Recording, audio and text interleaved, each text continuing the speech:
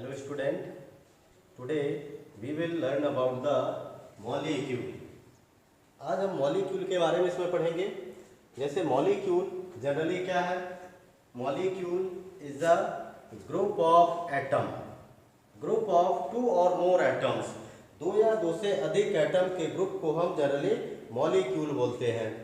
अब हम यदि देखें इनको मॉलिक्यूल को, तो दोनों एटम या दो से जो अधिक एटम्स होते हैं वो आपस में एक दूसरे से केमिकली कंबाइंड भी होते हैं।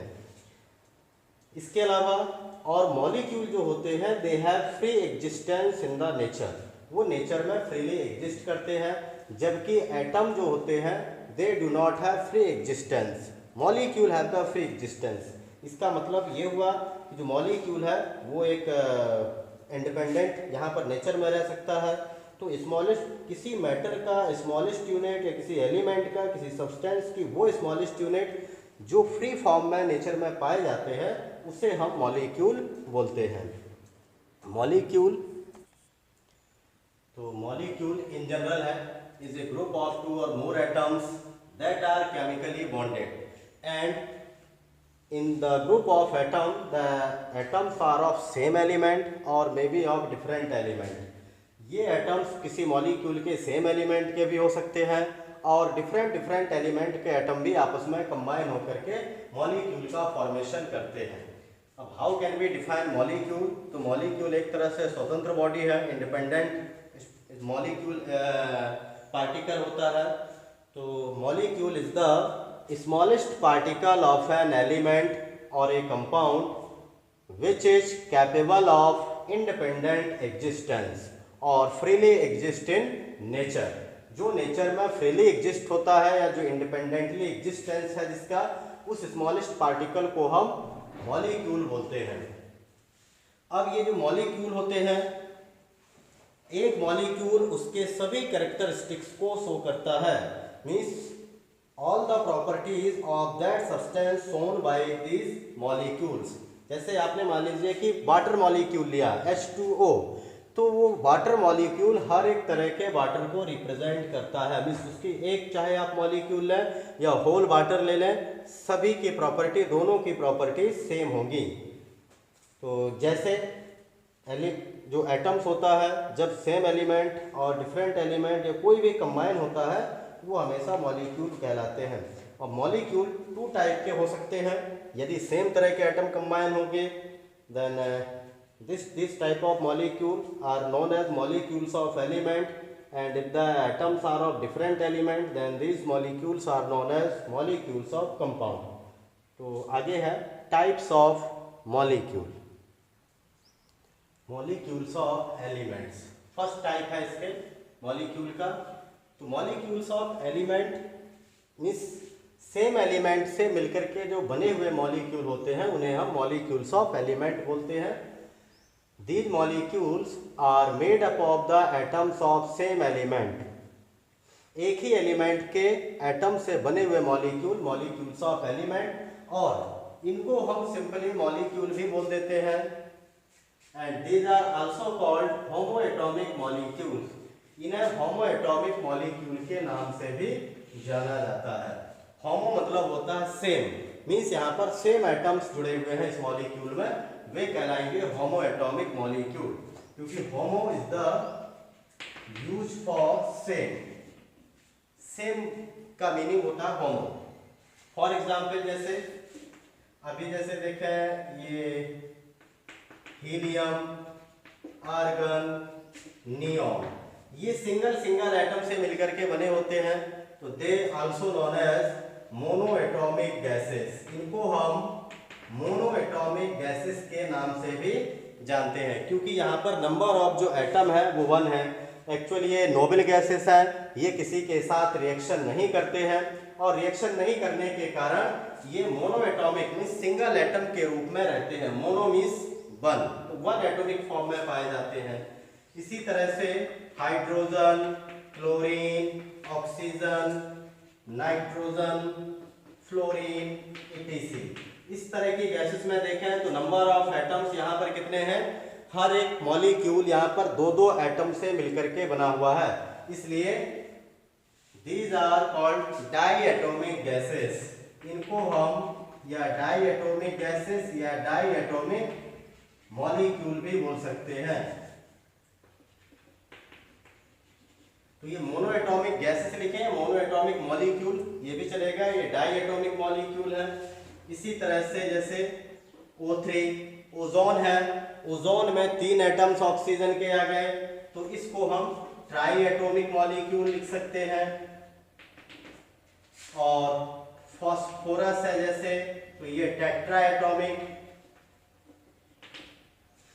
Tetra atomic means 4 atomic. Sulphur होता है, सल्फर में जैसे 8 होते हैं, तो ये ऑक्टा एटॉमिक और also known as poly atomic. इस तरह से उनको हम फिर पॉली एटॉमिक भी बोल देते हैं। जैसे जब संख्या ज़्यादा होने लगती है तो they are also called poly atomic molecule. तो मॉलिक्यूल्स ऑफ एलिमेंट, सेम तरह के एलिमेंट के एटम से मिलकर के बने हुए मॉलिक्यूल को हम मॉलिक्यूल ऑफ एलिमेंट बोलते हैं।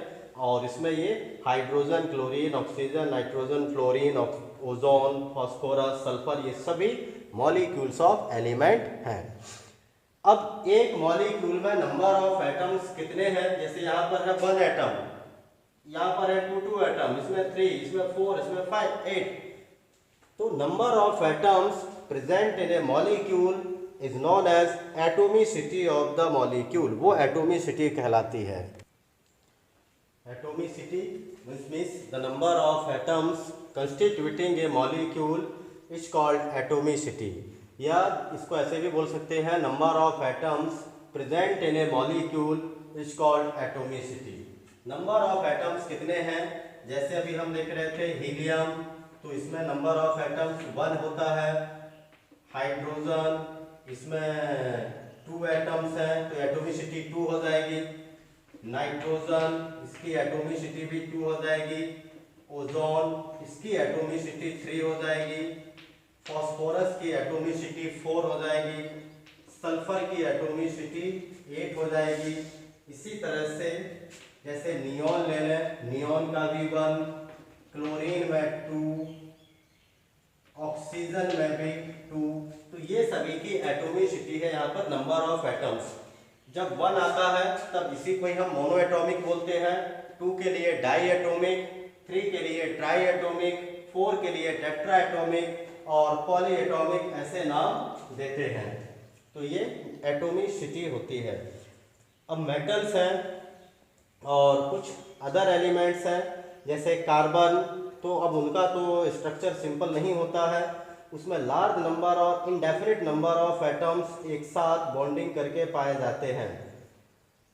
तो ऐसे केस में हम उनकी एटोमिसिटी को क्लियर नहीं बता सकते, या यदि मानना है तो उसको सिर्फ ज़्यादा से ज़्यादा हम, क्योंकि एक सिंगल एटम के द्वारा ही वो रिप्रेजेंट किए जाते हैं, तो मोनो एटॉमिक ही बना सकते हैं, क्योंकि वहाँ पर नंबर ऑफ जो एटम्स हैं वो इनडेफिनिट होते हैं।